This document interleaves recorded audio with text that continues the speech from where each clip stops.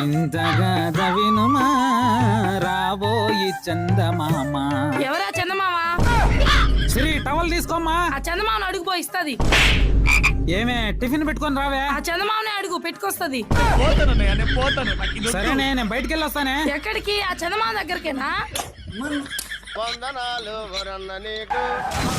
లేపమ్మా లేపమ్మా. ఆ చందమామనే పిలువు లేపుతది.